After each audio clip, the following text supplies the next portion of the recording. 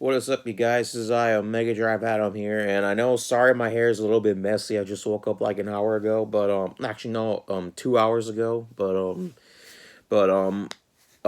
it's come to my attention that I have gained 100 subscribers, which I know 100 subscribers is not something to brag about, but I want to say thank you to everybody who subscribed to my channel, and to celebrate such an occasion, even though again it's nothing to brag about, I thought I should give out my thoughts on the Snyder cut of Justice League.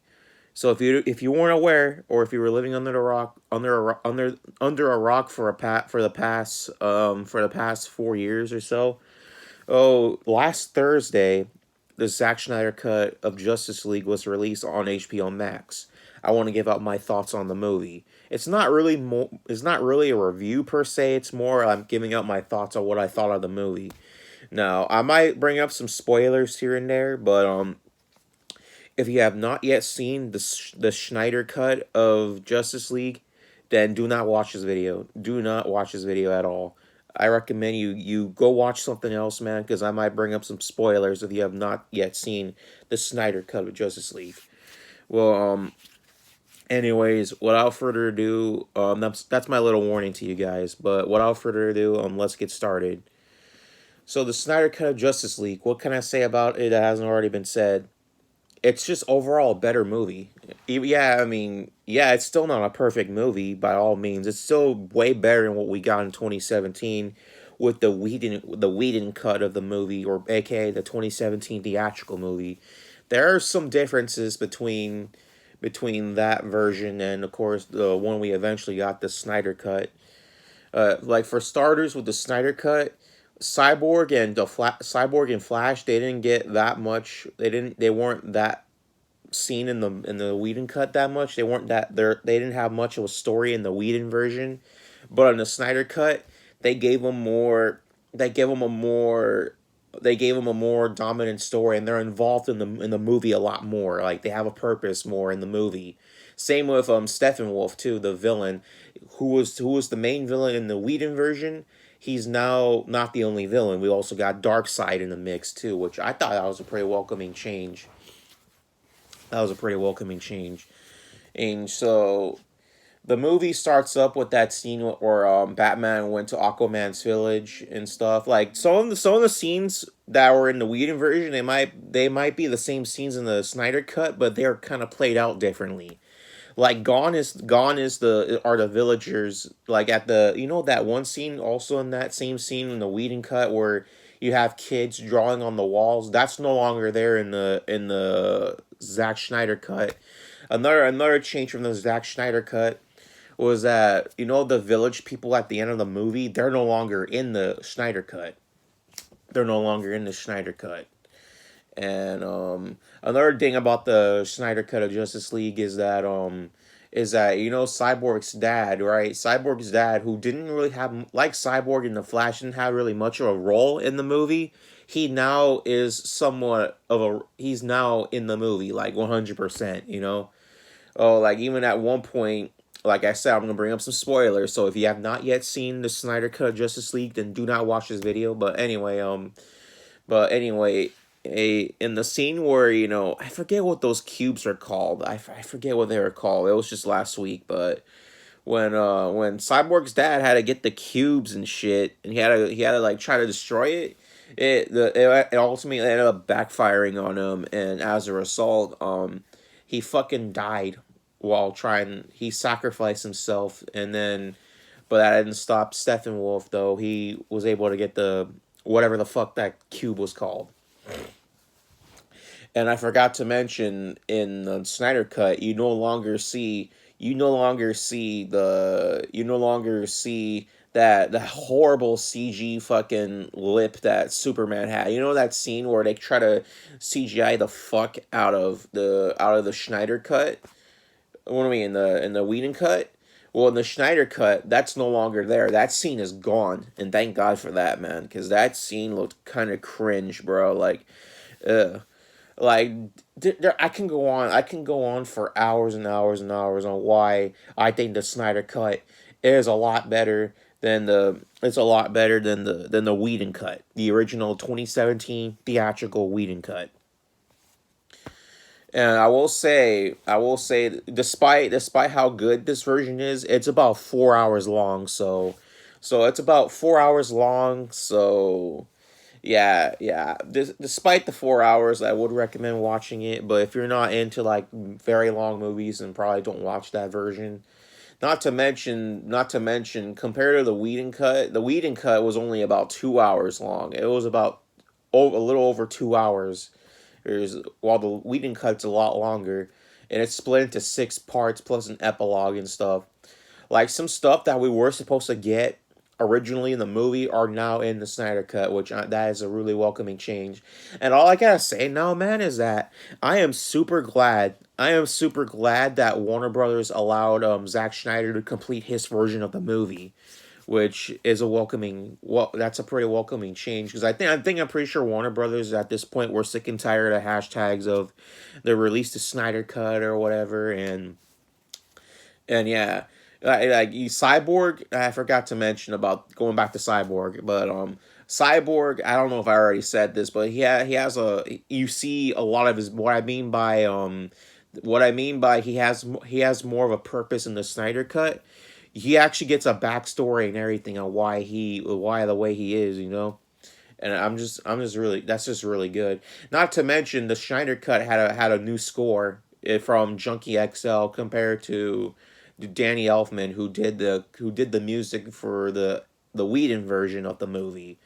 I mean, not to say that not to say that his scores were bad or anything, but compared to his days from Batman to Spider Man and even Hulk 2003, in my personal opinion, I mean, his renditions in the Whedon cut were nothing to write home about. But Junkie XL, on the other hand, they did a really good job with the music in the Snyder cut. He did a really really good job with the music, and not to mention there's even some swearing in the. There's actually even some swearing in the Whedon cut. Not the Whedon cut. What the fuck? The Schneider cut. The only two instances where I hear the F word be thrown around was the scene where Wonder Woman. That scene where Wonder Woman had to go to a bank and save all the hostages from the bank. Because I think one of them said, "Oh, I don't give a fuck" or some shit. Something like that. Not only that, but also Cyborg when Diana meets Victor, Cyborg. He like when they were talking about his purpose or some shit.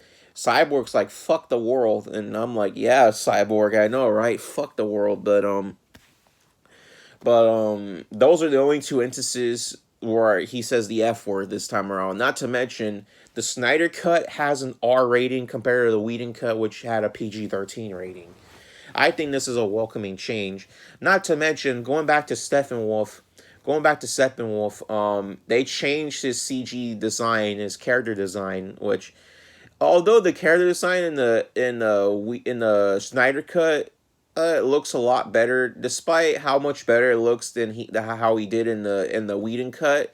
Despite that, the CGI still looked kind of meh to me. There's like I'm not talking about his armor, but in terms of his facial features, like they look kind of unpolished a little bit, in my opinion. Where it just looks like what the hell. Oh, but it's still miles better than how he looked in the Whedon version of the movie. So like with updated armor and all, man, like there's just some like the fucking Snyder cut has some stuff, has like over like 3 hours of like unseen footage and stuff. So yeah, so and despite that, what do I think of the Zack Snyder, the Zack Snyder cut of Justice League? It's overall a pretty good version. Yeah, true, it may be 4 hours long, but I still like the movie. This is a far better product than what we got in 2017, bro. I should you not. I said you not. And the reason why the movie ended up becoming a disappointing, lighthearted disaster the way it did was here's the story behind it. When Zack Schneider was still filming for the movie in 2016, I want to say that's when they started filming of the movie. when they were still filming the movie at the time, Zack Snyder's daughter had just committed suicide. I hear it was either that or he got fired from Warner Brothers. It was I think it was both of those things. They fired him for some reason, and not to mention his daughter committed suicide. That year too, and as a result, they fired him from the project, and because of that, they called in Joss Whedon to finish the movie, and what we got was just fucking disappointment, in my opinion. Although at the time, despite me saying that now, at the time when I first saw the Whedon cut in theaters, I didn't think it was that bad of a movie at the time. At least at the time, I didn't think it was that better of a. It wasn't that bad of a movie. I still thought it was better than Batman v Superman. I'll tell you that right now. And I used to like that movie too when it first came out as well. But that's a whole nother can of worms for another time. But what I recommend the Snyder cut. Oh yeah, definitely. I definitely recommend the Snyder cut. It's still not a perfect movie, but it's a far better product than what we got in 2017. Hands freaking down. One more thing before I give out my rating for the Zack Snyder cut. I also want to say that there's also, again, I'm going on spoiler territory, so do not watch this video if you are watching it. But anyway, wait, at the end of the post credit scenes, you get two post credit scenes like almost towards the end of the movie. Um, I mean, mid pre credit scenes, I want to say. That scene with Deathstroke where he talks to freaking Lex Luthor and shit. It plays out differently, but there's an additional dialogue with that. That like now in that scene, Lex Luthor gives the identity to Batman to Deathstroke, and he's like interesting. And not to mention after that, we get another post credit scene where it's Batman, what's her name from Aquaman, Deathstroke, Cyborg, and yes, even Joker. And what I mean by Joker, I mean the Jared Leto version of Joker, not the Walking Phoenix version, the Jared Leto version of Joker. Even though we already know how bad his version of Joker was with how bad his version of the Joker was in Suicide Squad. Despite that, I still think this was a pretty welcoming post credit scene. I thought it was alright. It gives out some pretty important plot elements to the movie. Where it comes to the point where Superman joins Darkseid and stuff. Oh, I forgot to mention with Superman, or what would be like if Superman joined Darkseid, and as a result, they have to go over there and try to kill him and stuff like that. I forgot to mention with Superman, what they did with Superman was pretty good, I want to say. Hey, in the Whedon cut, in the final battle of the Whedon cut, when Superman first when he first appeared, he was wearing his classic blue and red overalls like he did in the comics. But in the Snyder cut, he wears his black and silver outfit. Kind of like, I guess Zack Snyder wanted to give him like the appearance like how he did it in the Death and Return of Superman, basically. So that's what they did here. That's what he did here, and I still think it's a pretty welcoming change. I actually don't mind it too much, but I think that's all I need to say about the Zack Snyder cut of Justice League. I want to say it's still a pretty good movie. Like I said before, way better than what we got in 2017. Despite the 4 hour mark, I still think it's an enjoyable movie. And if you're a fan of like comic books, DC comics, and all that jazz, then I recommend you watch. And even if you're a fan of like Batman, Superman, Wonder Woman, Aquaman, The Flash, Teen Titans, whatever the fuck, or even the Justice League comics themselves, I recommend you give the Zack Snyder cut of Justice League a watch. I give the Zack Snyder cut. I give the Zack Snyder cut 8 out of 10.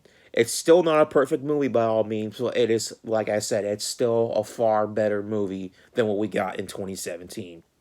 I'm Mega Drive Adam signing the fuck off. Have a good rest of your day, you guys. Peace the fuck out.